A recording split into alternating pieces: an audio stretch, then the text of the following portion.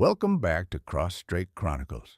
We turn complex cross-strait history into stories you can actually enjoy. Grab a seat, relax, and let's travel back in time, across the strait. Last time, we talked about unequal treaties, pieces of paper that quietly took control away from the Qing dynasty. Foreign powers gained ports, legal privileges, and influence. The Qing government lost money, authority, and credibility. But today's story is what happens after trust collapses.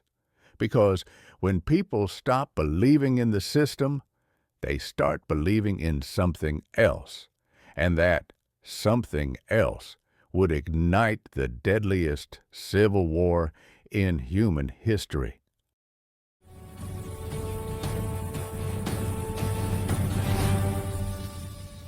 Segment 1. A China Under Pressure. By the mid-1800s, Qing China looked calm on the surface. The empire still stood. The emperor still ruled. The bureaucracy still stamped documents like everything was fine. But underneath, China was under extreme stress. Massive population growth, not enough land, corrupt officials, heavy taxes, natural disasters, foreign humiliation. For ordinary people, life felt like a game where the rules were rigged and the difficulty was set to impossible.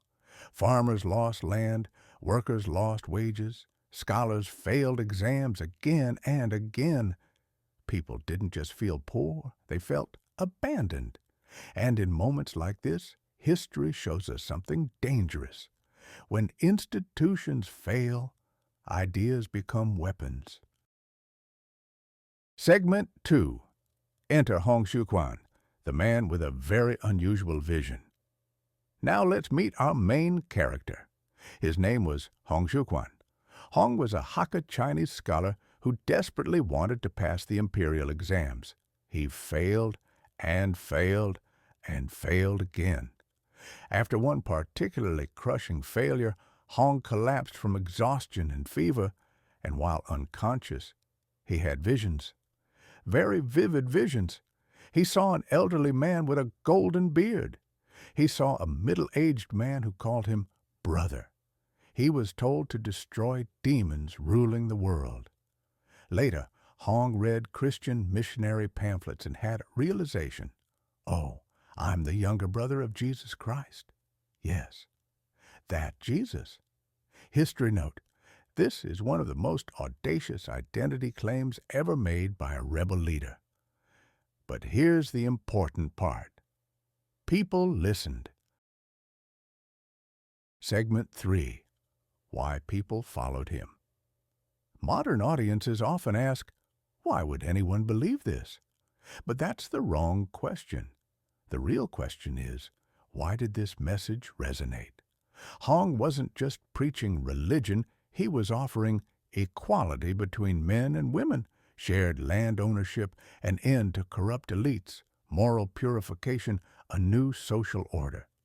To starving peasants and angry laborers, this wasn't crazy, it was hope.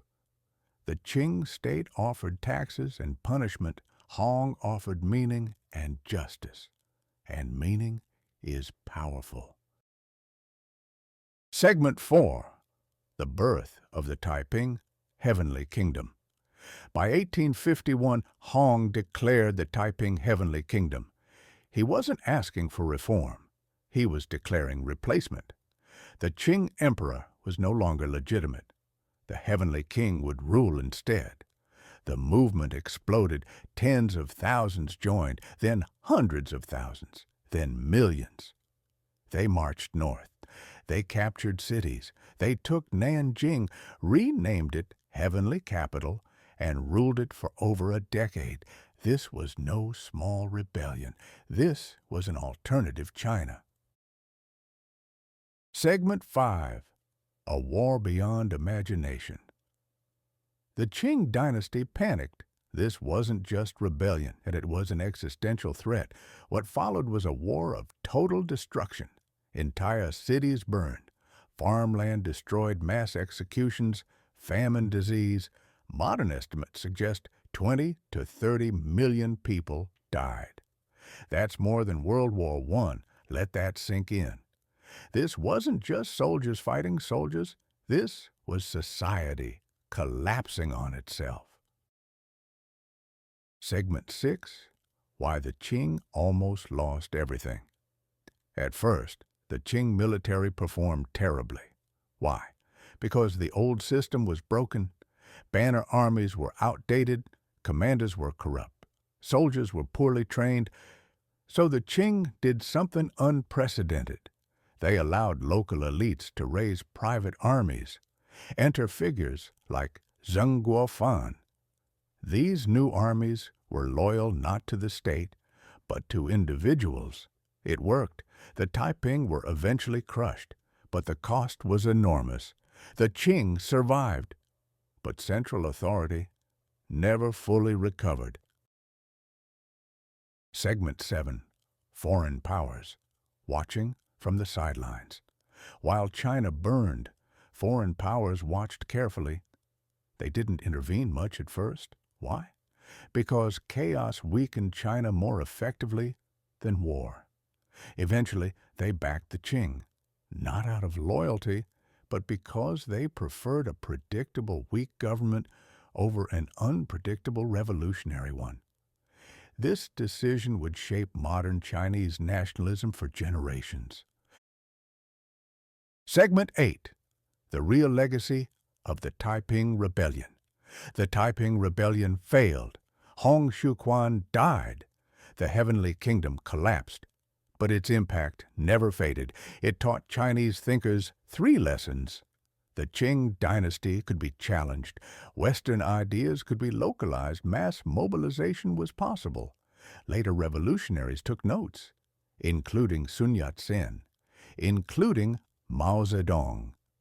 The idea that China could be rebuilt, violently if necessary, was now firmly planted. So, what was the Taiping Rebellion? It wasn't just a religious uprising. It wasn't just a civil war. It was a symptom of institutional collapse, social despair, loss of legitimacy, and the search for a new identity. China didn't just lose millions of lives, it lost confidence in the old world, and once that happens, history never goes back. Now I want to hear from you. Do you think the Taiping Rebellion was inevitable, or could the Qing have prevented it? Leave your thoughts in the comments. I read them all. If this video helped make Cross-Strait history a little less confusing, consider giving it a like and subscribing. History is complicated, but learning it doesn't have to be. Next time, we'll talk about self-strengthening, failed reforms, and why modernization didn't save the Qing dynasty. I'll see you in the next episode.